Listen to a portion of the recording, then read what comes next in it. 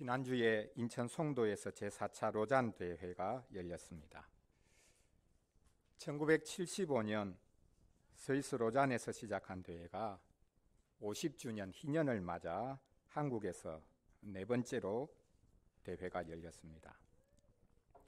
로잔 대회는 세계 복음주의 지도자들이 모여서 교회가 이 시대 속에서 어떻게 복음을 전하고 선교할 수 있을까 하는 것을 나누는 대회입니다.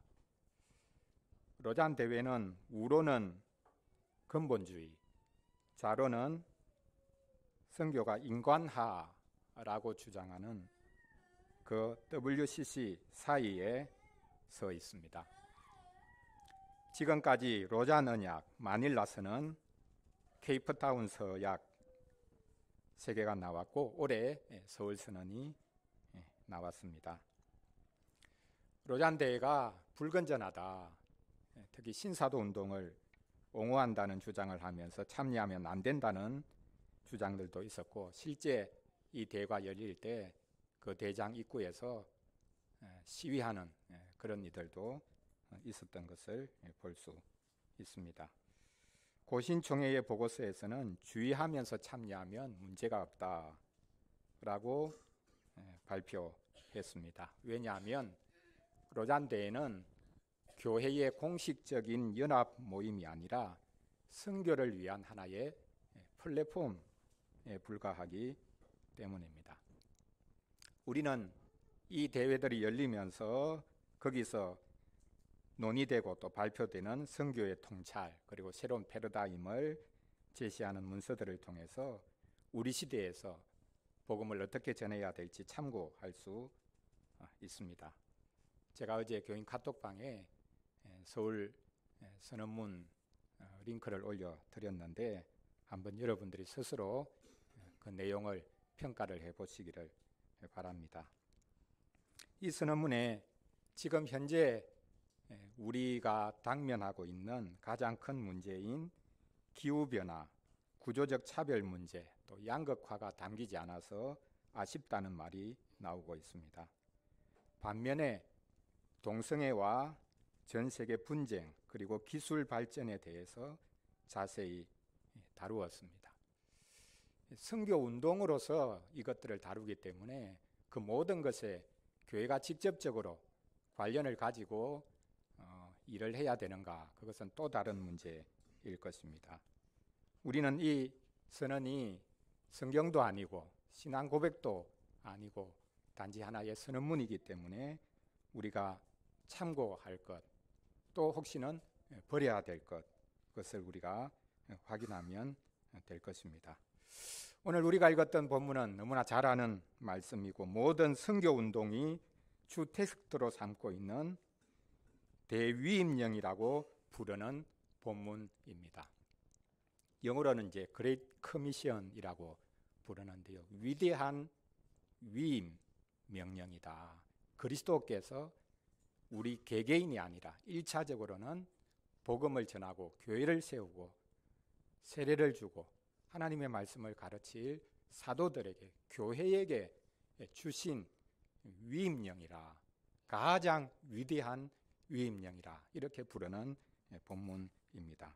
오늘 본문을 가지고 교회는 그리스도를 세상에 전해야 한다라는 주제로 은혜를 나누려고 합니다. 오늘 본문에 직접적으로 등장하고 있는 3가지 모든이라는 단어를 중심으로 오늘 말씀을 살펴보려고 합니다. 첫째로, 교회는 모든 권세를 가지신 그리스도 중심성을 잊지 말아야 합니다. 둘째로, 교회는 모든 민족에게 복음을 전하는 세상 중심성을 염두에 두어야 합니다. 셋째로, 교회는 모든 분부, 그리스도께서 분부한 모든 명령을 가르쳐 지키게 하는 말씀 중심성을 놓지 말아야 합니다. 순서대로 한번 살펴보겠습니다. 먼저, 교회는 오직 그리스도를 중심에 모셔야 합니다. 오늘 본문에 보면 부활하신 분이 제자들을 만나셔서 그들에게 말씀하셨습니다. 하십니다. 가장 먼저 말씀하시는 것이 무엇입니까? 주님 자신에 대한 말씀입니다. 하나님께서 하늘과 땅의 모든 권세를 나에게 주셨다라고 말씀합니다. 이것이 첫 번째 모든입니다. 부활로 인해서 그분은 이제 하늘과 땅의 모든 권세를 위임받으신 분이 되셨다라는 뜻입니다. 이것이 사실 복음의 핵심입니다. 로마서가 시작되면서 사도 바울이 복음을 설명합니다. 자신이 전하는 복음은 하나님의 아드님에 관한 복음이다, 이렇게 말을 합니다. 즉 복음은 다른 어떤 것이 아니라 하나님의 아드님이 사실 복음이라, 이렇게 말하고 있습니다. 그 하나님의 아드님은 육신적으로는 다윗의 혈통에서 태어나셨다. 그리고 그분은 이제 죽은 자 가운데서 부활하셨기 때문에 능력을 행사하는 하나님의 아드님이 되셨다. 이것이 바로 복음이라, 이렇게 시작하면서부터 선언하고 있는 것을 볼 수 있습니다. 그렇습니다. 하나님이 아드님을 살리셔서 하늘과 땅의 모든 권세를 가지신 분이 되게 하셨습니다.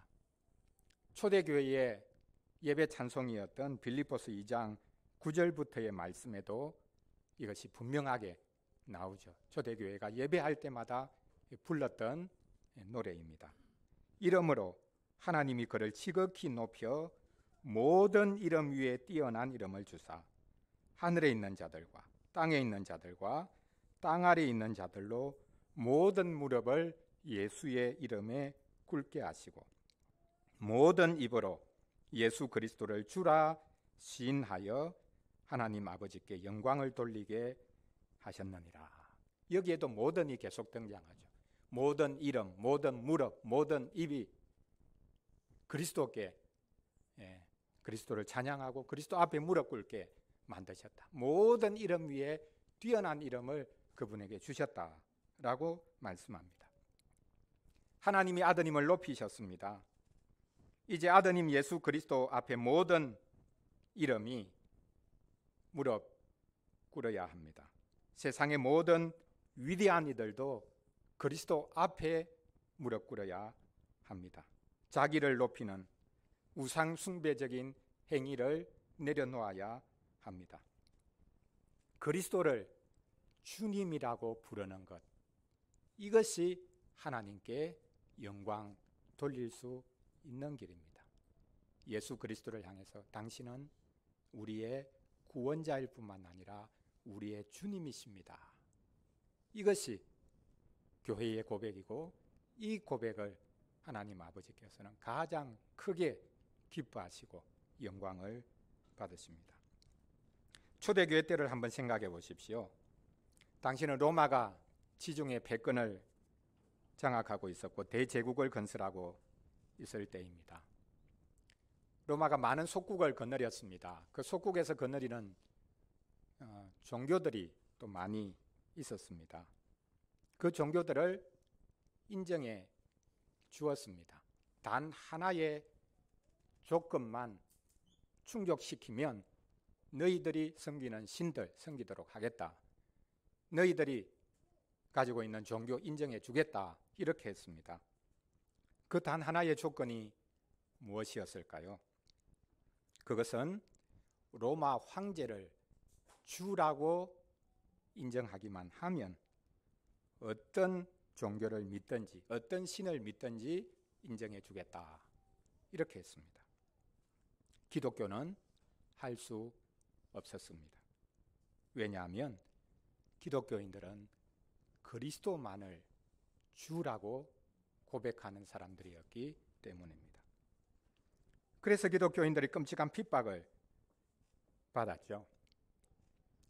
로마인들이 이 황제가 사람이 아니라 진짜 신이다 이렇게 믿었던 것은 아닐 겁니다. 그럼 왜 황제를 향해서 신이라고 떠받들라고 했습니까? 제국의 질서를 유지하기 위한 목적입니다.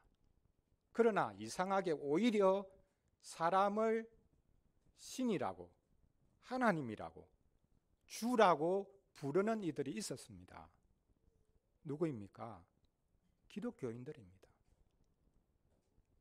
다른 사람들이 볼 때는 기독교는 사람을 신으로 떠받든다.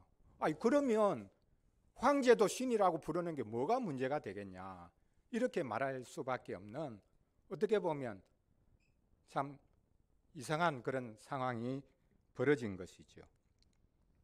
그러나 부활하신 그리스도만이 사실 우리의 주님이십니다. 교회에 이 그리스도께서 중심에 계셔야 합니다. 교회에 그리스도가 계시지 않으면, 그리스도가 그 중심에 계시지 않으면 그곳은 교회일 수가 없습니다. 하나의 종교단체에 불과하겠죠. 아니면 NGO 단체에 불과할 것입니다. 교회의 교회됨은 그리스도를 아는 지식에 달려 있습니다. 성경도 오직 그리스도를 증거하고 있습니다. 예수님이 친히 말씀하셨죠. 요한복음 5장 39절입니다.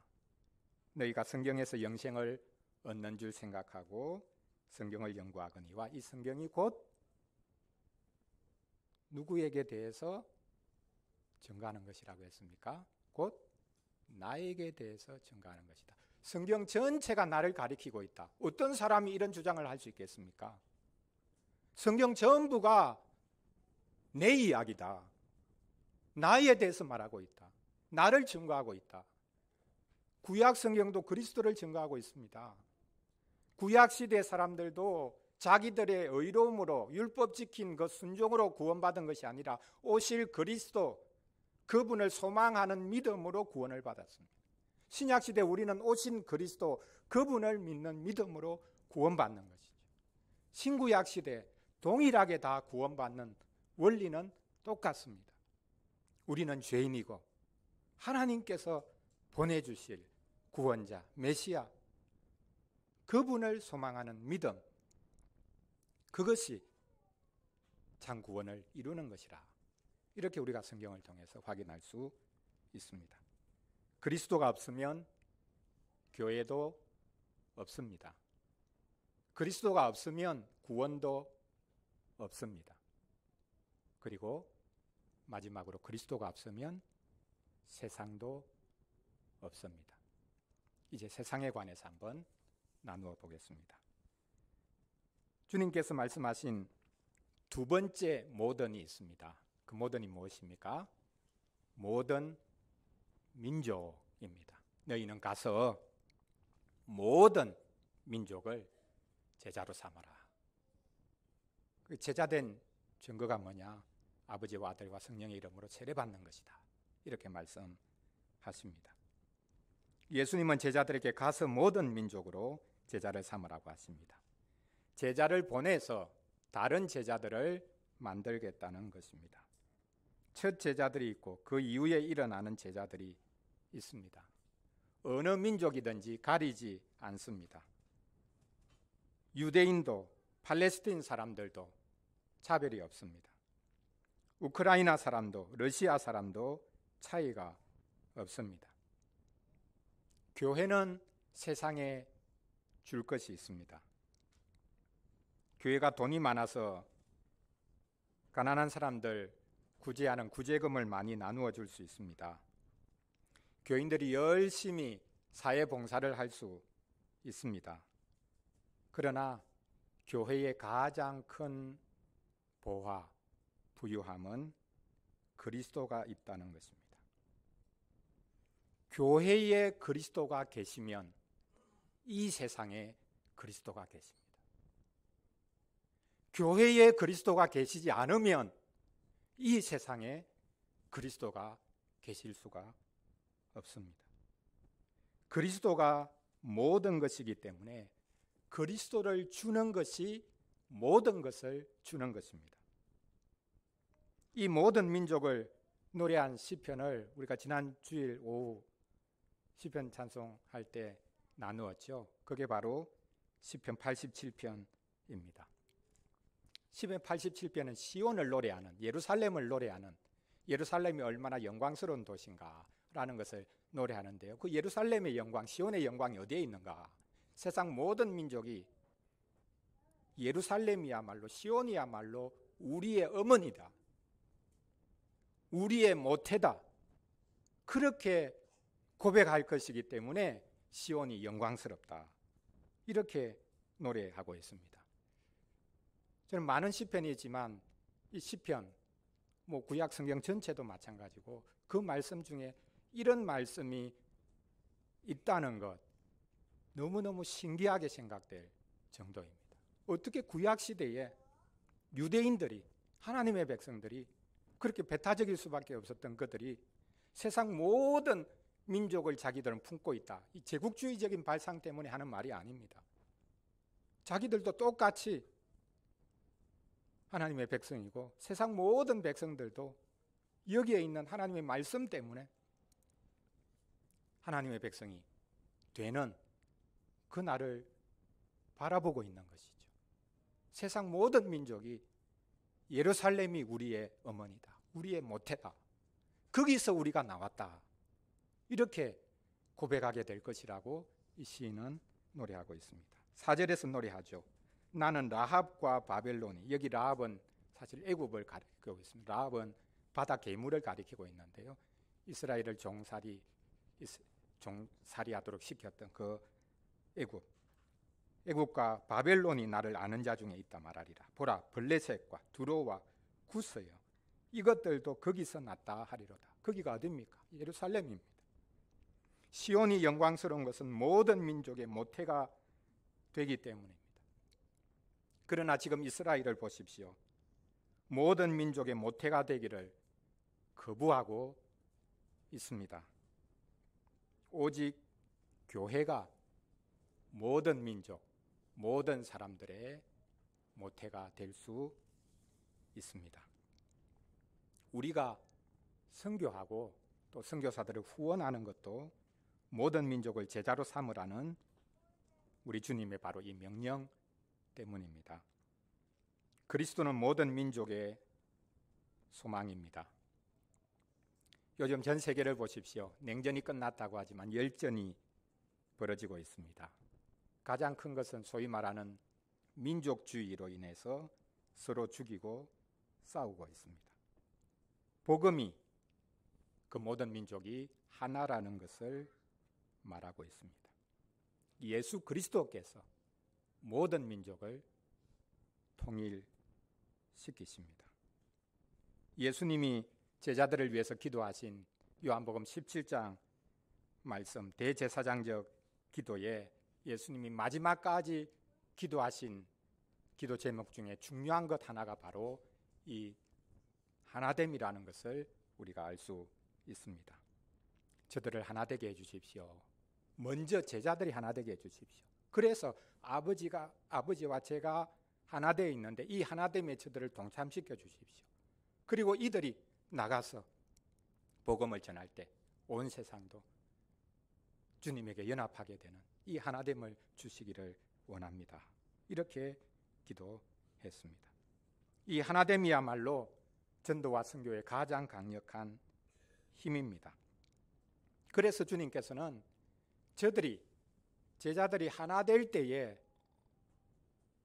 제자들이 전하는 그 복음인 그리스도가 하나님이 보낸 분이구나 라는 것을 알게 될 것입니다. 이렇게 말씀을 하셨습니다.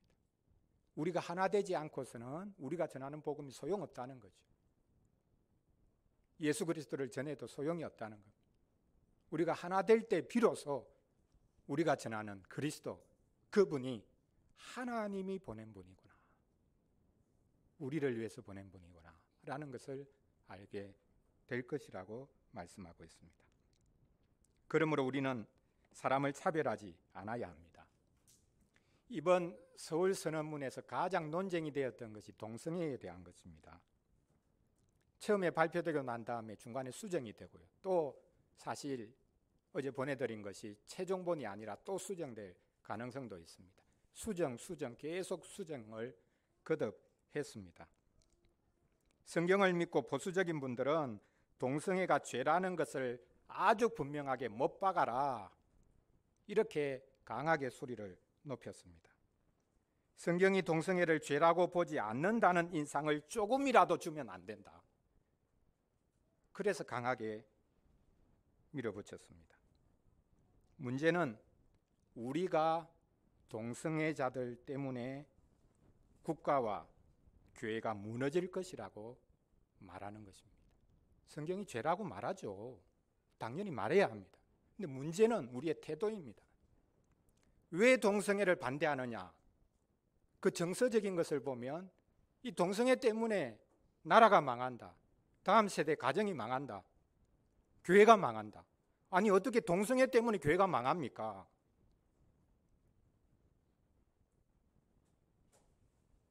우리의 죄악이 분명히 있을 수 있고 그것이 교회를 무너뜨리는 것이 될 수 있지만 안 믿는 사람들의 동성애 행위가 어떻게 교회를 무너뜨린다는 말입니까? 우리 모두는 용서받은 죄인이요. 또 이 세상 사람들은 언제든지 복음을 받아들이면 용서받을 수 있는 죄인이라는 것을 잊지 말아야 합니다. 교회는 스스로를 위해서 존재 자체, 생존 자체를 위해서 존재하는 것이 아니라 세상을 위해서 존재한다라는 것을 우리가 잊지 말아야 합니다. 그래서 우리는 할 수 있는 한 모든 민족에게 복음을 전해야 합니다. 마지막 세 번째입니다. 세 번째 모던이 무엇입니까? 예수님이 세 번째 모던을 말씀하십니다. 내가 너희에게 분부한 모든 것을 가르쳐 지키게 하라 라고 하십니다. 자, 모든 권세, 모든 민족, 그리고 세 번째 모든 명령, 그리스도께서 분부한 모든 것 지키게 하라 라고 말씀합니다. 교회는 그리스도께서 명령한 모든 것을 가르쳐 지키게 해야 합니다. 어떻게 모든 것을 가르쳐 지키게 할 수 있습니까? 교회가 규칙 모음집을 만들면 되겠습니까? 예수님 당시 장로들이 유전이라는 것을 만들었죠. 십계명 지키기 위해서 아주 그것을 더 구체화시킨 내용들을 안식일을 지키기 위해서는 어떻게 해야 된다. 뭐 몇 킬로 걸으면 안 되고 이런 것들을 아주 세분화해서 법령 형식으로까지 만들었죠. 그러면 하나님 말씀을 지킬 수 있다라고 생각했습니다. 우리도 그런 규칙 모음집을 만들면 되겠습니까? 예수님이 말씀하신 내가 분부한 모든 것을 가르쳐 지키게 하라 라고 하셨을 때 이 모든 것이 무엇입니까? 그것은 다름 아닌 하나님의 말씀, 또 하나님의 계명, 하나님의 뜻입니다. 말씀의 뜻이 있습니다. 막연하게 말하지 말고 좀 구체적으로 말해보라 라고 말할 텐데요. 요한복음 6장 38절부터의 말씀에 보면 뜻이라는 단어가 계속해서 반복해서 나오고 있는 것을 볼 수 있습니다. 우리 한번 찾아서 볼까요? 요한복음 6장 38절부터의 말씀입니다. 예수님께서 친히 하시는 말씀이죠. 요한복음 6장 38절 그리고 39절 40절까지 우리 한번 읽어보겠습니다. 내가 하늘에서 내려온 것은 내 뜻을 행하려 함이 아니라 나를 보내신 이의 뜻을 행하려 함이니라. 나를 보내신 이의 뜻은 내게 주신 자 중에 하나도 잃어버리지 아니하고 마지막 날에 다시 살리는 이것이니라. 내 아버지의 뜻은 아들을 보고 믿는 자마다 영생을 얻는 이것이니 마지막 날에 내가 이를 다시 살리리라 하시니라. 예수님이 나의 뜻이 있고 아버지의 뜻이 있다. 나는 내 뜻을 이루려고 하는 게 아니라 아버지의 뜻을 이룬다. 아버지의 뜻이 뭐냐? 아버지께서 내게 맡기신 사람들 한 사람도 남김없이 그들을 다 살리는 것이다 라고 말씀하고 있습니다. 아버지께서 자신에게 주신 자들을 하나도 잃어버리지 않고 다 살리는 것, 이것이 예수님이 아버지의 뜻을 자기 뜻으로 삼으신 뜻이라고 말씀하고 있습니다. 어떤 드라마에서 나온 말이기도 한데요, 살린다. 어떻게 됐든지 살린다. 그런 말이 있었습니다. 이게 아버지의 뜻입니다. 예수님이 말씀하신 내가 명령한 모든 것은 한마디로 말하자면 내가 살린다. 내가 살려내겠다.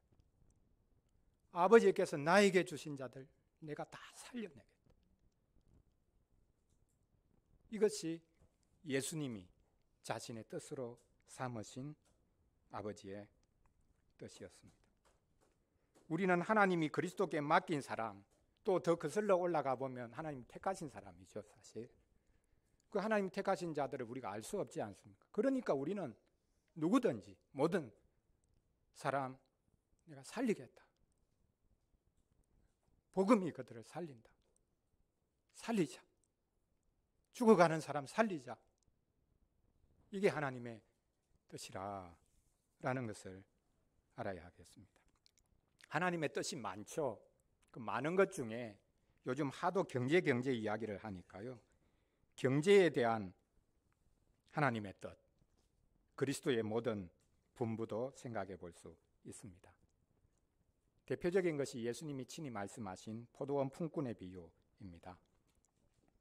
어떤 주인이 아침 일찍 인력시장에 나가서 사람을 자기 포도원에 들여보내고 일하라고 시킵니다. 아침 일찍 사람들을 들여보내고, 그래도 일손이 딸렸는지 또다시 점심시간 때 가서 사람 들여보내고, 마지막 1시간 남았는데 그때까지 일거리가 없어가지고 노는 사람이 있습니다. 이 사람이 그날 일을 못하면 어떻게 됩니까?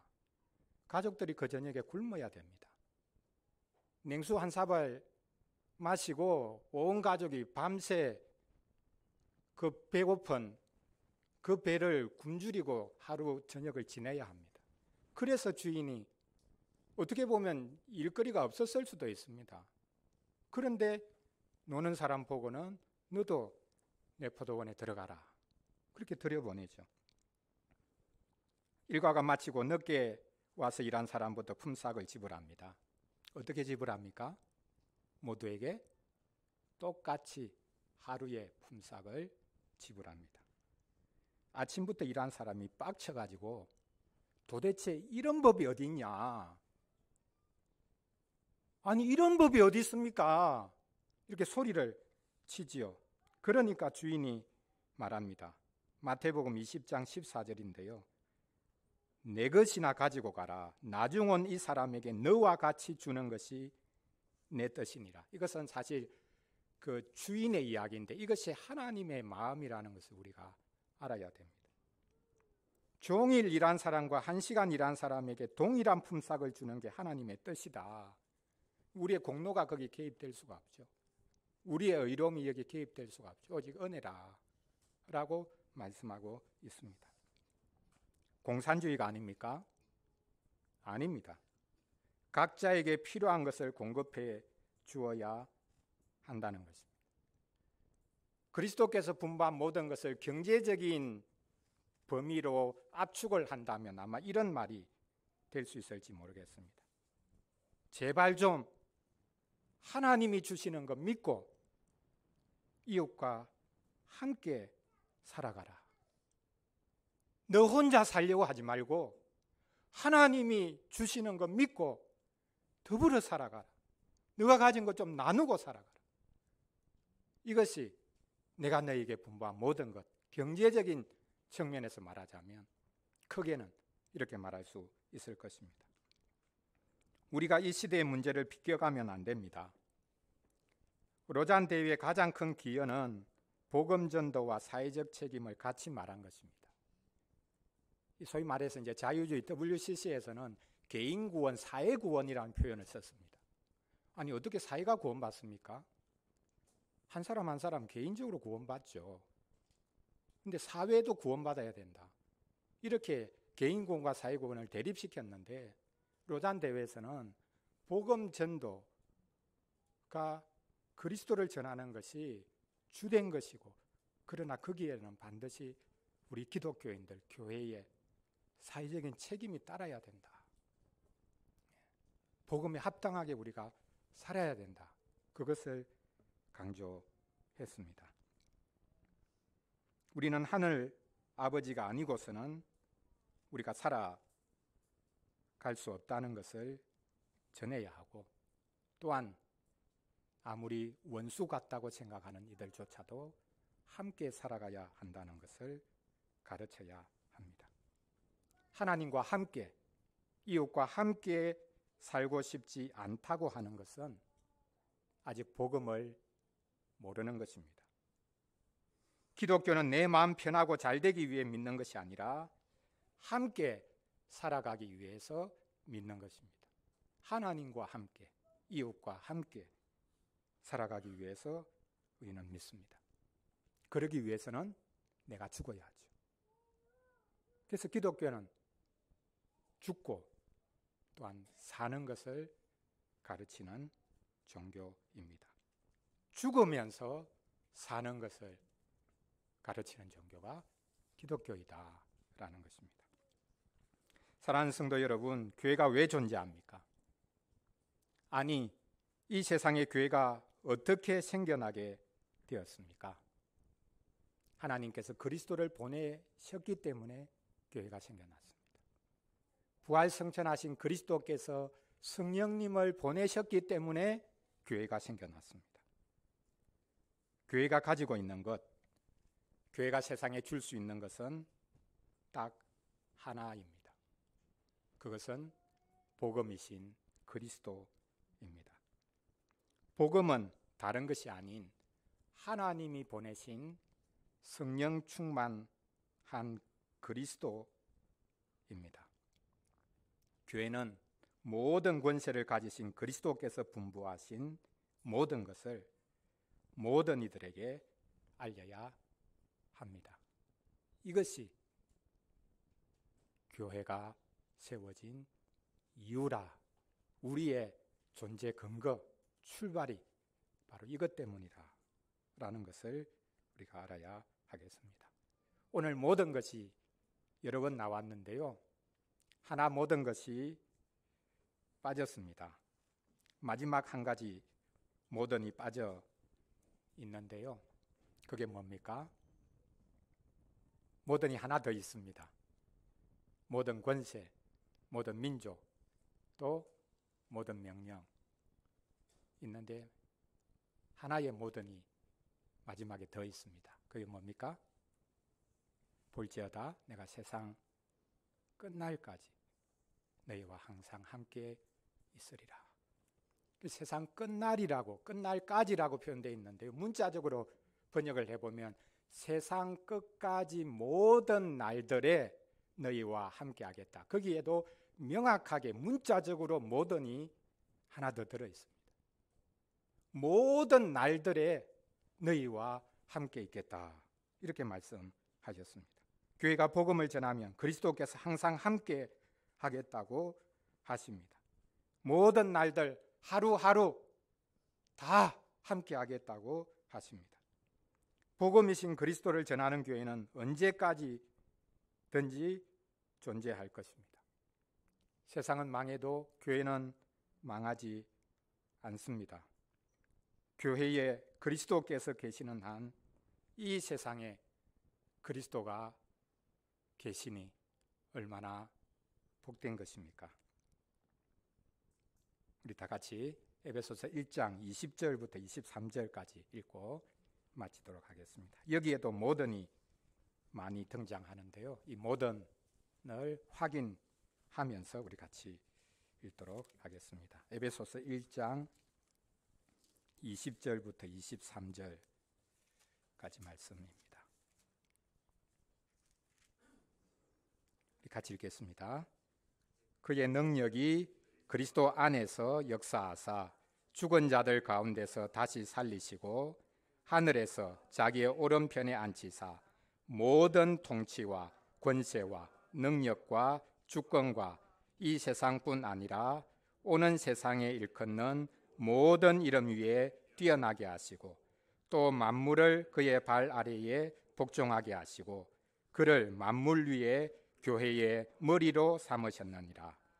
교회는 그의 몸이니 만물 안에서 만물을 충만하게 하시는 이의 충만함이니라. 모든 통치, 권세, 능력, 주권 그리고 모든 이름 위에 그리스도가 뛰어나시다. 그리고 또 하나 마지막 모든이 있죠. 만물이 사실 모든입니다. 똑같은 단어입니다. 모든. 그리스도는 모든 것을 그분의 발 아래 복종하게 하시고 그분을 모든 것 위에 교회의 머리로 삼으셨다. 교회는 그의 몸이니 모든 것 안에서 모든 것을 충만하게 하시는 분의 충만이다. 교회에 그리스도가 충만하게 계시지 않으면 사실 이 세상에는 소망이 없습니다.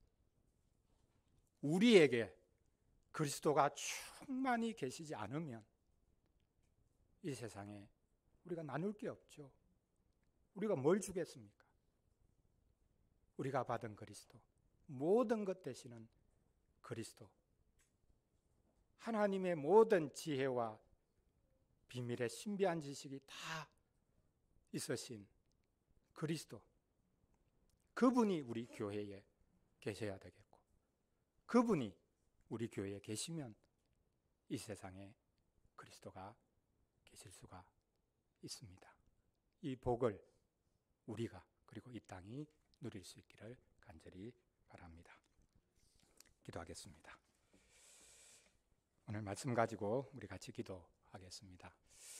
제가 어떤 로잔대나 이런 이제 외부적인 행사를 가지고 설교를 하거나 또 기도 부탁을 한 적이 없는데요. 우리가 좀 마음을 넓혀서 로잔대에 참여한 이 전 세계 5천 명의 이제 복음주의 지도자들이 이제 흩어져서 복음을 전할 텐데 그들이 이번에 나눈 것을 가지고 말씀을 더 분명하게 깨닫고 어떻게 하면 선교를 잘할 수 있을까? 그리스도를 나타내는 것뿐입니다. 그리스도가 우리에게 참 소망이구나. 유일한 우리의 희망은 그리스도께 있구나. 라는 것이 어떤 형태로든지 나타나면 그게 저는 선교하는 것이라고 생각합니다. 그래서 우리가 그리스도 중심성 그리고 우리가 세상에 이 그리스도를 어떤 형식으로든지 전해야 되고 우리에게 소망이었고 그리스도가 우리를 대신하셨다. 이걸 전해야 되고 그리고 그분의 말씀이 이 땅 가운데 잘 자리 잡을 때 어떤 사이든지 서로를 받고 용납하고 세워지는 그런 복된 사회가 될 수 있을 것입니다. 이것을 위해서 우리 같이 한번 기도하겠습니다.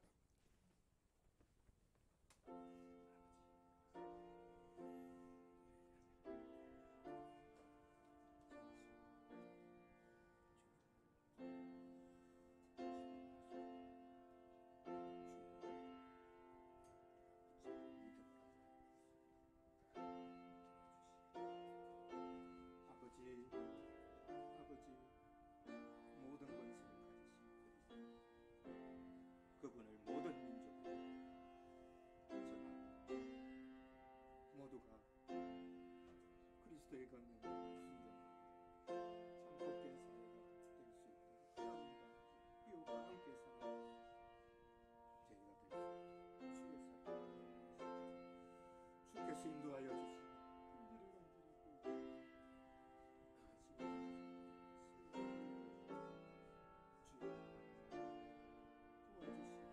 우리를 건드리고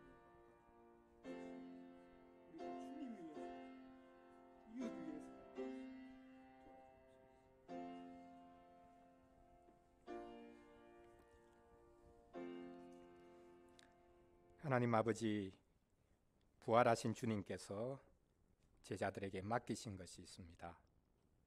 온 세상으로 가서 모든 권세를 가지신 그리스도의 모든 명령을 지키게 하라고 하셨습니다. 이 세상에 왕노릇하는 이들이 많습니다. 저희가 돈을 섬기고 자리를 섬기고 심지어는 나의 욕망, 폭력을 섬기기도 합니다. 저희가 부활 승천하셔서 다스리는 왕을 위해서 살아야 하겠습니다. 저희가 이 시대 속에서 어떻게 복음을 전해야 할지 알려주시기 원합니다. 복음에 대한 세상의 도전이 거셉니다.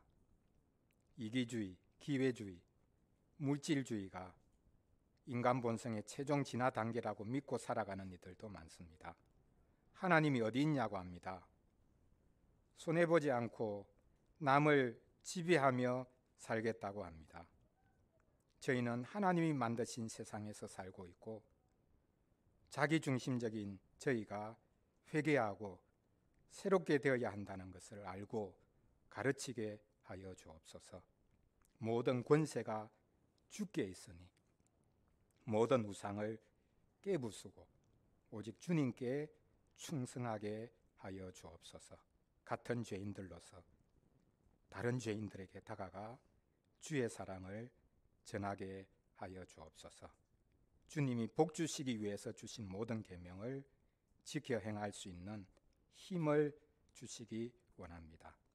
자기를 섬기고 온 세상을 어지럽히고 자기 뜻을 이루려는 이들이 주님 앞에 무릎 꿇게 하여 주옵소서. 교회가 주님의 대위임령을 지킬 수 있도록 순결함과 긍휼함을 허락하여 주옵소서. 예수님 이름으로 기도합니다. 아멘. 찬송 518장 부르겠습니다.